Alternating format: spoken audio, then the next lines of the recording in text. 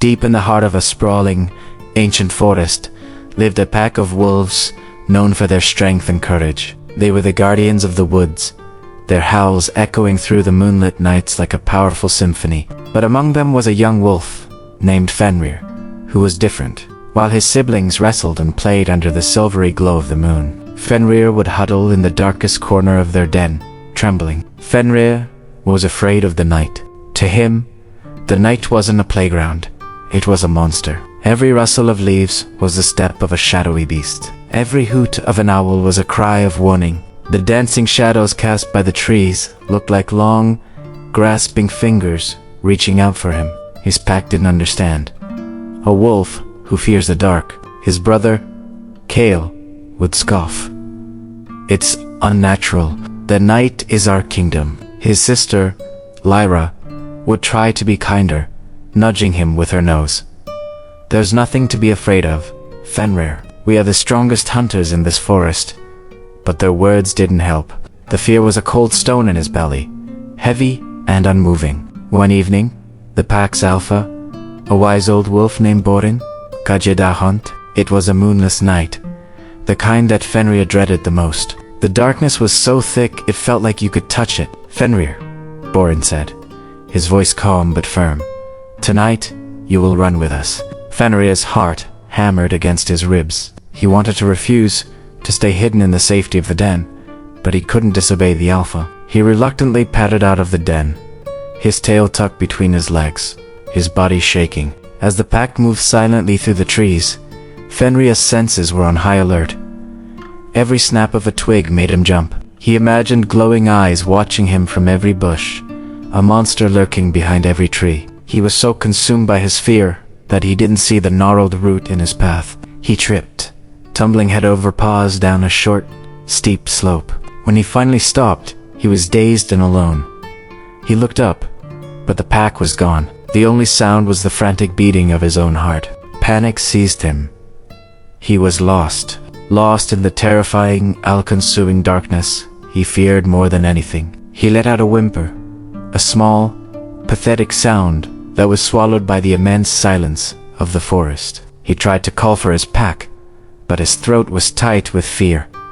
He was utterly, completely alone. He squeezed his eyes shut, wishing he could just disappear. He remembered Kale's taunts and Lyra's gentle encouragement. He remembered Borin's steady gaze. They were all brave. Why couldn't he be? I'm a wolf, he whispered to himself, the words barely audible. Wolves aren't afraid of the dark, but it was. Curled into a tight ball, he tried to remember his mother's stories. She used to tell them tales of the great wolf spirit, the ancestor of all wolves, whose spirit lived on in each of them. The great wolf, she would say, carried a star in his heart. It was a light so bright that it guided him through the darkest nights and gave him the courage to face any challenge. Fenrir had always thought it was just a story, a comforting tale for pups. But now, lost and terrified, he clung to the memory of her words. He took a deep, shaky breath, trying to calm his racing heart. He thought about the star in the great wolf's heart. A star in my heart, he mumbled. He closed his eyes, not to hide from the darkness outside, but to look for something inside himself. He focused on his breathing, on the steady rhythm of his own life force. He pushed past the fear, digging deeper into his own being. And then, he saw it. It wasn't a physical light, not a star he could see with his eyes. It was a feeling, a tiny spark of warmth, deep within his chest. It felt like courage. It felt like strength. It felt like He focused on that spark. With every breath, he willed it to grow.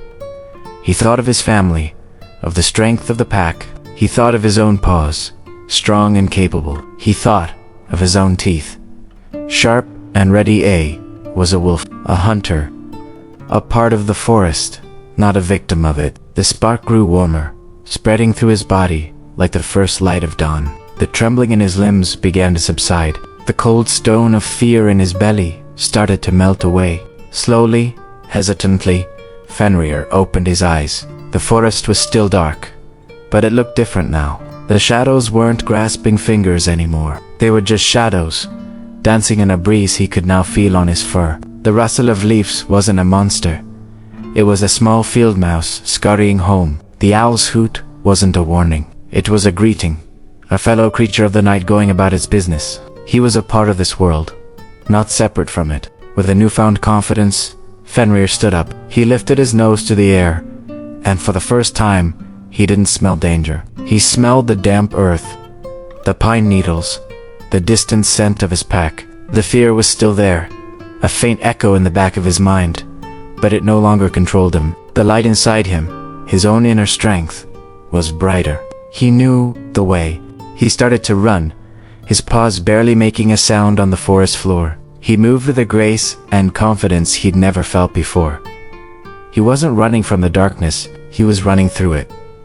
He was a part of it. He wove through the trees, his senses sharp and clear, guided not by sight, but by instinct and the warm glow within his chest. After what felt like an eternity, he saw them. The pack was gathered in a clearing, their hunt successful. Boren looked up as Fenrir emerged from the trees. There were no scoldings, no questions. The old alpha simply looked at him, and in his wise eyes, Fenrir saw understanding and pride. Kale and Lyra rushed to him, nuzzling him with relief. "We were so worried," Lyra whispered.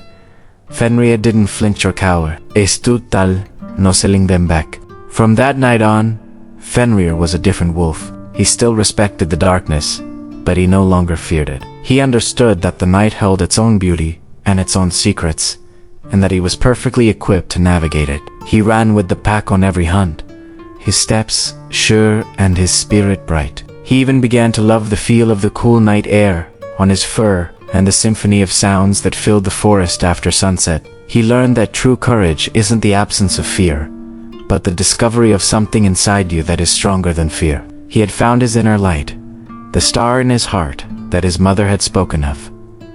He realized it wasn't just a story. It was a truth that lived inside every wolf, waiting to be discovered. And he understood the most important lesson of all.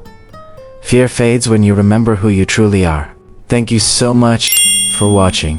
If this story resonated with you, please hit that like button and subscribe for more tales of courage and discovery. We'll see you in the next video.